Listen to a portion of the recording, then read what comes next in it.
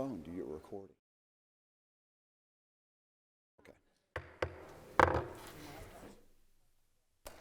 We will call the Risk Management Committee meeting to order for December 21, 2023. Susan, call the roll, please, ma'am. Commissioner Boyd. Here. Amber Brown. Suzette Couples.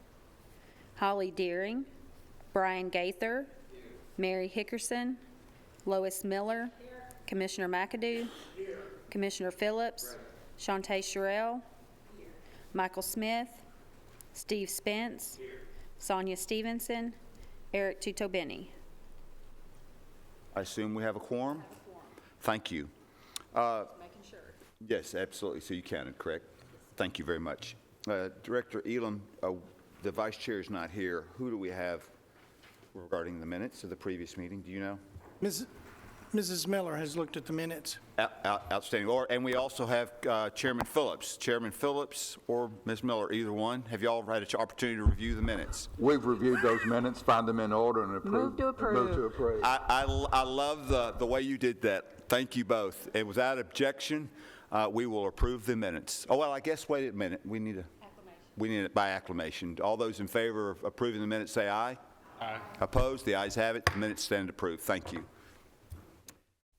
Do we have anybody down for public comments? No public comments. Ed, financial reports, please, sir.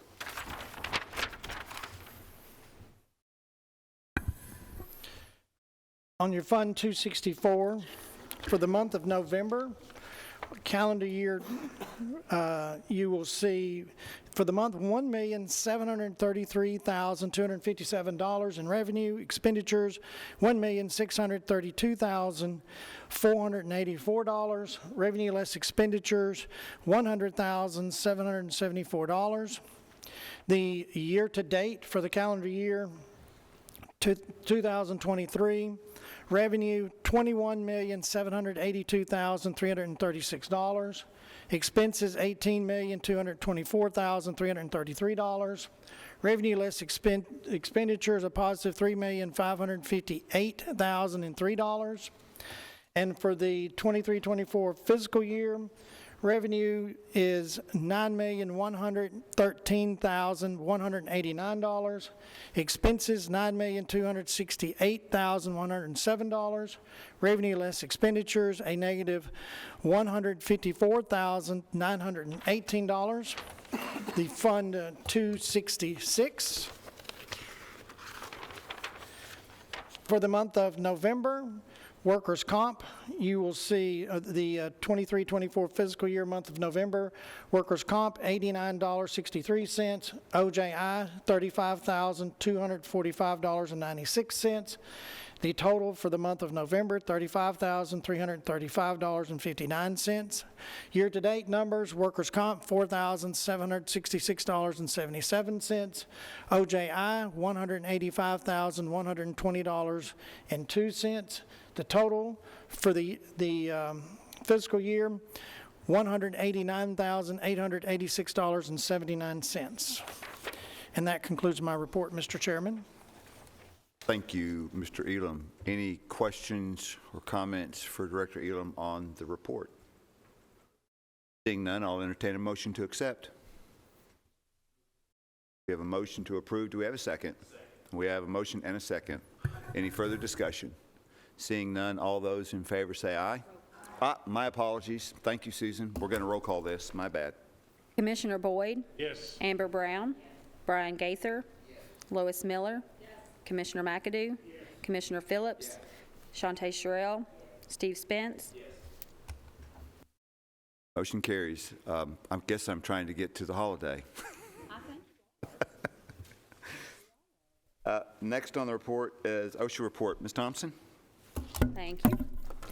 This month's report is for the month of November. We had a total of 16 incidences, which brings our year-to-date total to 217. Of that, there's 158 that were OSHA recordable with 30 lost day claims, 101 restricted day claims, and 27 other recordables. You look at the next page, it compares 2023's numbers to last year's. at 201 for this year, 153 for 2022, and 145 for 2021. And I believe we pulled 2019's and reported it to Public Safety last night, and it was at 247 for this same time of year. The next page is the incurred dollars. For this year is $764,000. And the last page is of the 16, there was 13 at Board of Ed, 3 at County General, and of the 3 at County General, there was 1 at Sheriff, 1 at EMS, and 1 at Fire and Rescue. And that concludes my report. Thank you. Thank you. Any questions or comments? Yes. Susan, looking at the incurred dollars for November of this year, it's substantially higher than it's been in previous years. Did we have, it didn't look like the incidence rate was up over previous years, but that's a significant increase in your incurral. Did we have some serious incident happen, or? The biggest change that you'll see in the incurred dollars, and the incurred dollars is what the TPA sets, is what they think that claim is going to incur and cost over the life of that claim. So Collins and Company changed their formulary in 2020. And then now that we have CCMSI, they've changed their formula since their formulary is different since July 1. So that's the biggest increase in that incurred dollars is the formulary change versus the way it was done previously. Yeah. Other questions or comments? Seeing none, Chair will entertain a motion.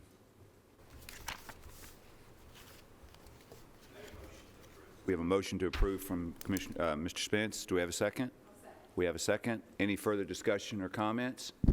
One particular comment, Mr. Mayor. Yes, sir. Under the 266 fund report, down at the bottom, you see a total incident rate. Benefit of the taxpayers of Rutherford County that incident rate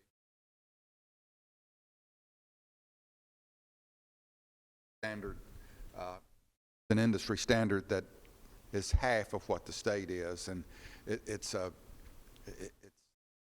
absolute positive report that comes to the benefit of the taxpayers of the county. As low as that rate is, you're going to see dollars and actually accidents come down over a period of time. That's the reason that thing is so important, and it's our staff is to be complimented for working to keep that incident rate so low. It is an indicator, and to me, it is the report card. Incident rate is down.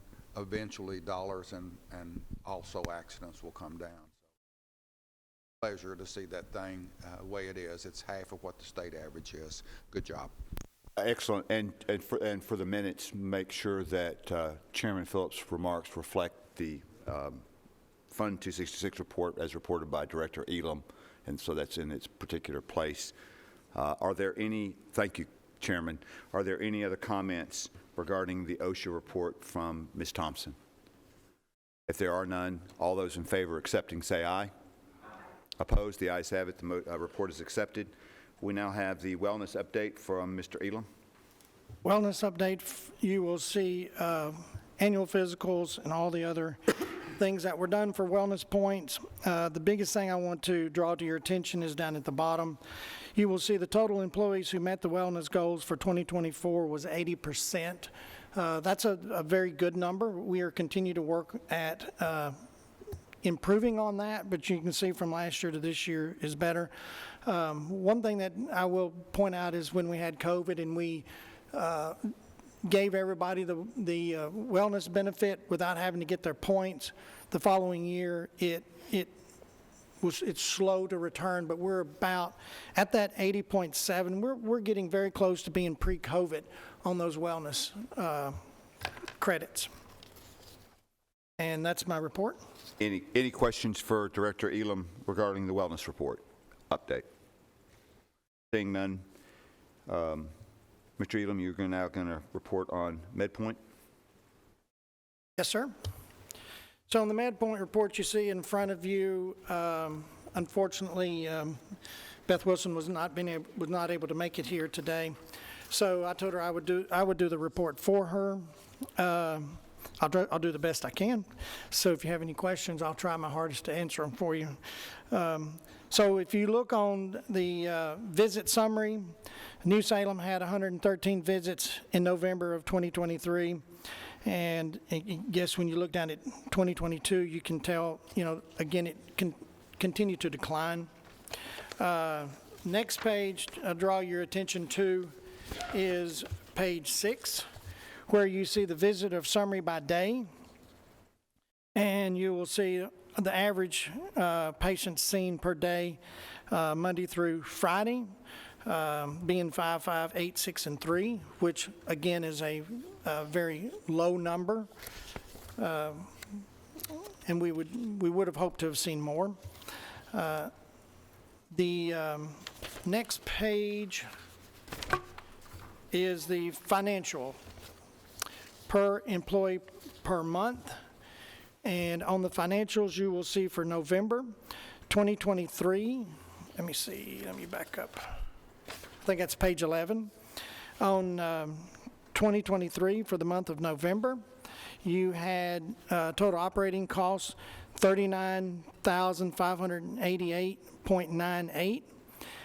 You see that increase in my meeting with them. They pointed out that for the month of November, there was 3 pay periods. So that would be the difference, the biggest difference there in the increase in that 3 pay periods for the month of November. And that's it, Mr. Chairman. Sorry, Mr. Elam. Multitasking up here. Thank you. Any questions for Mr. Elam? I hope we have some questions for Mr. Elam, because I listened to the first part of that where you're not accustomed to doing this. So on behalf of the committee, this is our opportunity to maybe catch you a little bit off guard. I know it's been a difficult challenge for this committee since I've chaired it, so this may be our chance. So does the committee have any questions for Mr. Elam on something that he's not accustomed to reporting on? Seeing none, we'll accept the report. You've just been let off the hook, Mr. Elam.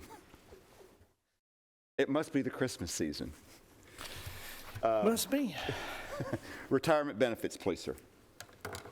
Okay, so you should have received an email, and also you have in front of you the retiree benefit.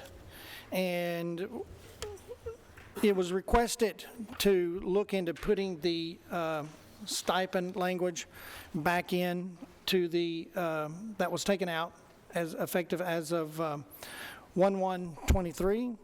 So what our office did is just try to give you a guide to go by, if that is what the wishes of the committee is to put that back in, and to give you the retirement language.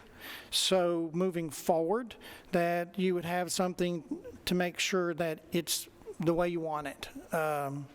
And if you look at it, we added some additional changes other than just the request for the stipend language to be added back, if that's what your wish to do is. And you should have a summary in front of you. And some of this is just a little bit of cleanup, and Corinne and Susan have worked really hard on this, so I'd like for them to kind of address some of that if you have any questions. But part of it is Medicare, right now it says pre-65, post-65 Medicare eligible, and that is one of those things that if you have somebody that is eligible for Medicare that's due to a disability, then that is not quite accurate as far as the pre-65, because they would qualify before pre-65. And then also, and I didn't look it up, but I know later on Medicare eligibility changes based on the year that you were born. I think it moves to maybe like 67 or something based on a birth date that you have. So we just thought while we were, if these changes were asked to be made, that we would go ahead and clean up a little bit of the language there to where it doesn't say pre-65, post-65 Medicare, to make it just Medicare eligible. And Corinne, you want to kind of walk through the language with us? A summary of some of the changes for the eligibility for 2025. We have removed all adequate rate language from important information, added conditions that were not stated in the eligibility chart but apply to eligibility. Yep, bullet point 1, employees must be active on a Rutherford County medical plan on the date they retire to be considered for eligibility.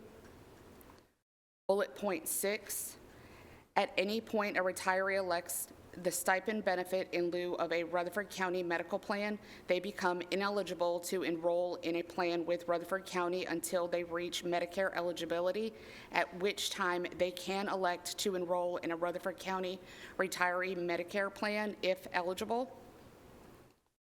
Bullet point 7, once a retiree becomes Medicare eligible, they have 30 days to enroll in a Rutherford County retiree medical plan, retiree Medicare plan if eligible. If they do not enroll within 30 days of becoming Medicare eligible, all benefits will end. Changed age 65 to state Medicare eligibility, and that is throughout the document. Added Rutherford through a county medical plan. Added stipend benefit under definitions. Changed all pre-65 to pre-Medicare. Changed all post-65 to post-Medicare. Removed other considerations listed that were not part of the eligibility but were items being presented for consideration for 1/1 of 2023. Changed adequate rate to premium in the chart throughout.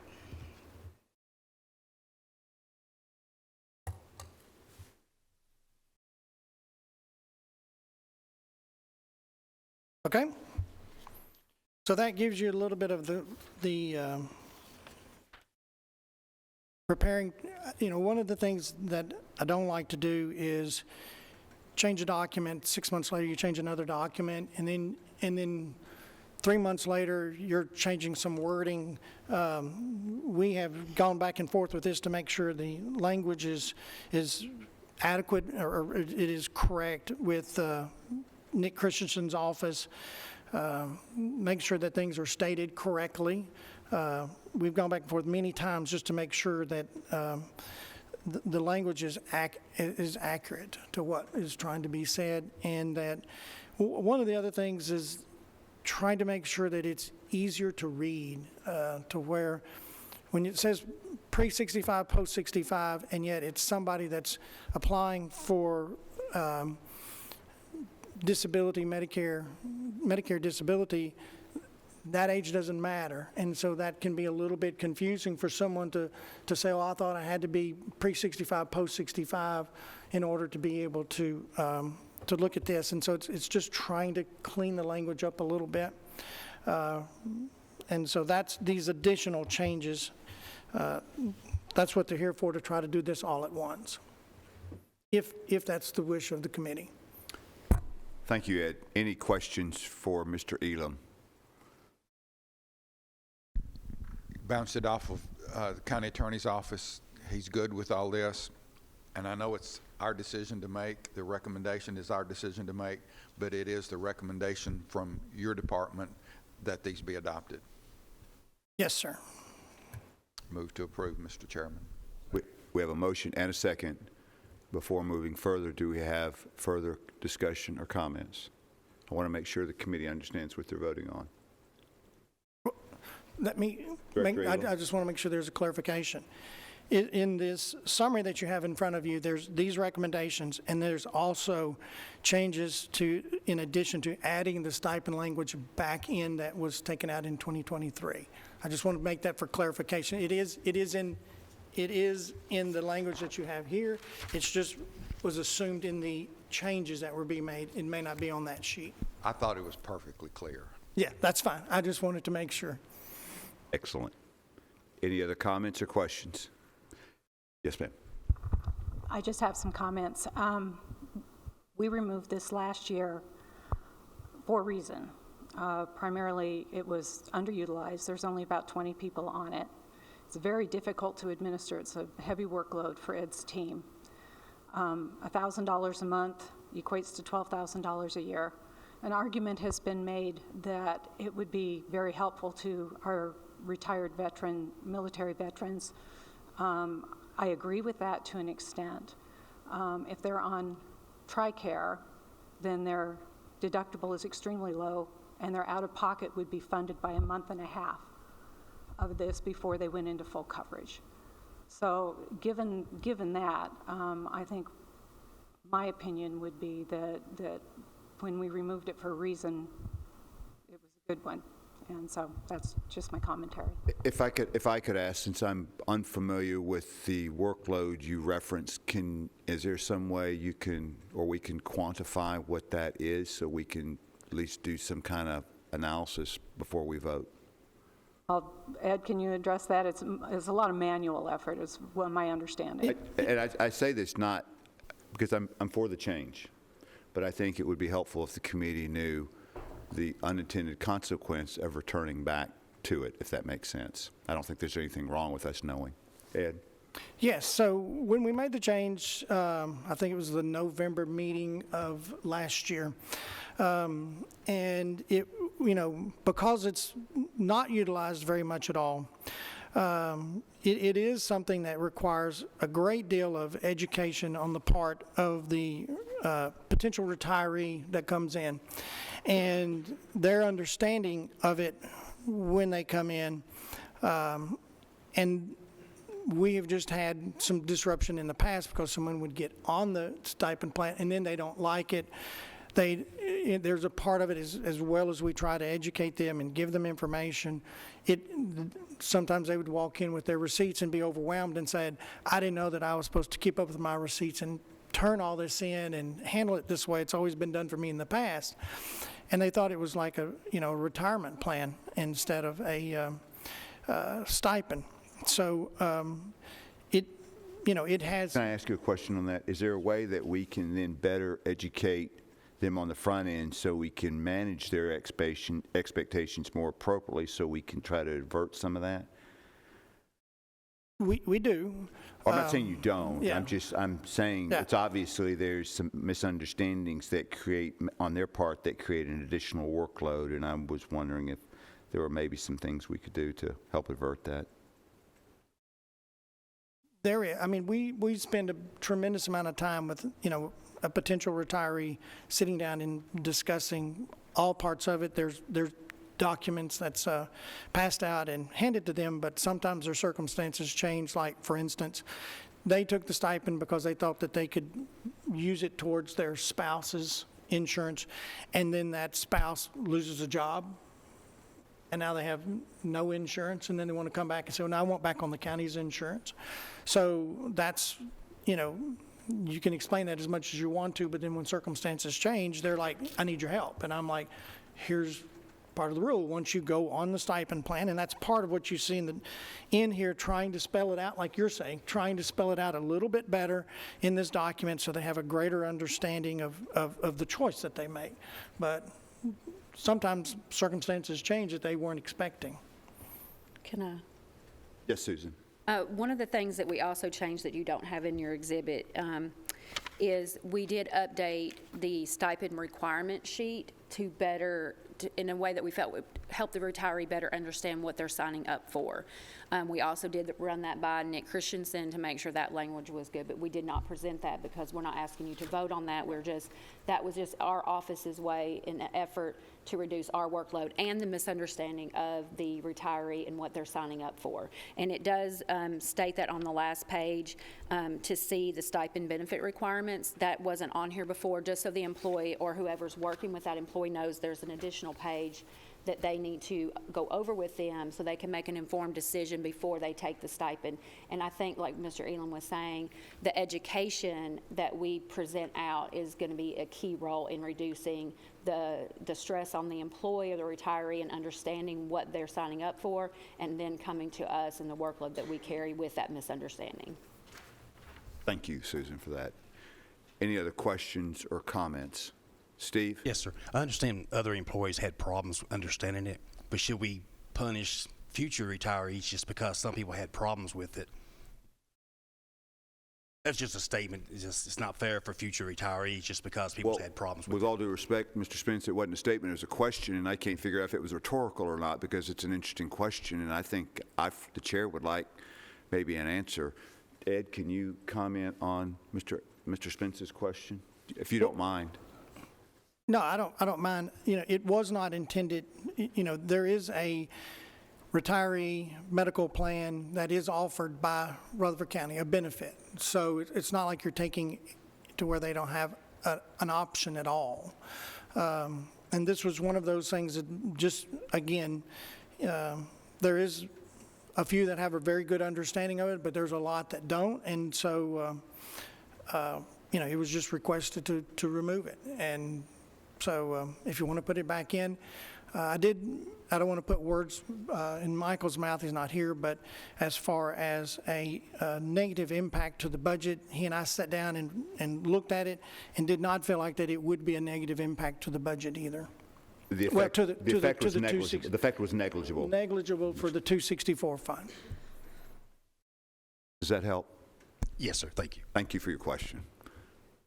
I know we have a motion from Commissioner Phillips. Do we have did we get a? Second from Commissioner. Thank you. Okay, any further discussion or question? Seeing none, thank you for that. Susan, call the roll. Commissioner Boyd? Yes. Amber Brown? Brian Gaither? Yes. Lois Miller? No. Commissioner McAdoo? Commissioner Phillips? Yes. Shantae Sherrill? Yes. Steve Spence? Yes. Thank you. Motion passes.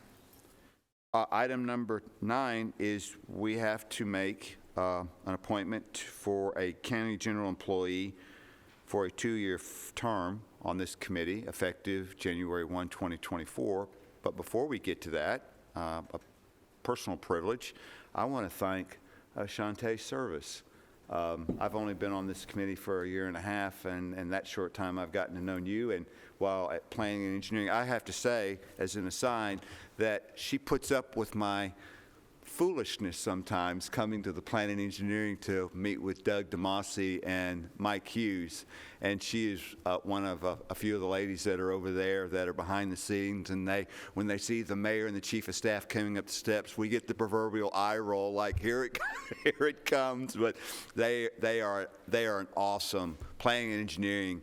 They do an awesome job up there, and it's because of Shantae and her colleagues. And so I just want to say on behalf of the county, thank you for serving in this capacity, and thank you for what you do to the county. We genuinely appreciate it. So thank you so much. So if you would like to say anything, this is now your chance to shine. Now you have put me on the spot. Yes, ma'am, and I did that quite intentionally. Well, I just want to say thank you. It's been a pleasure serving, and I've been here, I think, for about 7 or 8 years. And I've enjoyed and I've learned a lot. And Merry Christmas. Thank you so much. Merry Christmas, and thank you again for your service. So if, without objection, we'll go back to item 9. And so we have an applicant in front of us, and that applicant needs the approval of this committee to move forward. His name is Curtis Michael Aaron. He's an employee within the OIT Department of GIS. Mike, would you like to come up and address the committee?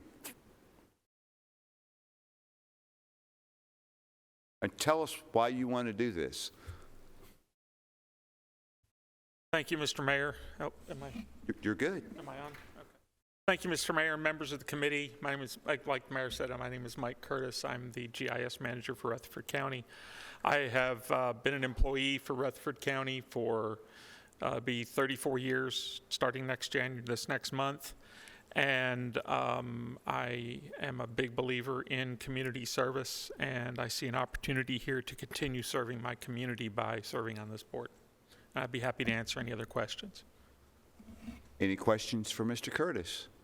Well, I, for one, have the pleasure of working with Mr. Curtis on a number of different levels and a number of capacities, and I have to say, while you have extraordinarily large shoes to fill, Mr. Curtis, and it'll probably take you a while to fill them, you nonetheless will feel them quite admirably. So I hope the committee approves your appointment, but that's a determination for the committee to make.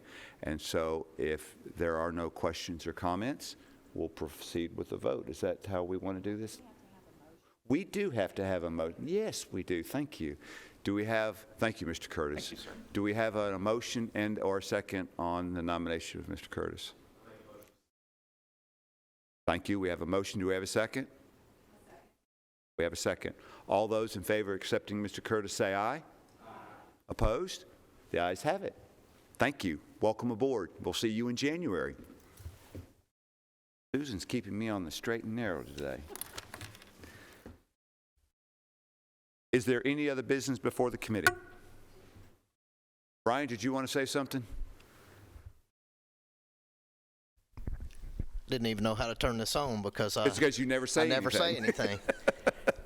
I wanted to give a shout out to the risk management department. We had some people in our department that had some challenges over the last month, and they bent over backwards to handle those, and I want to just recognize what they do. They get a lot of blame a lot of times, but they were very, very helpful with these two employees.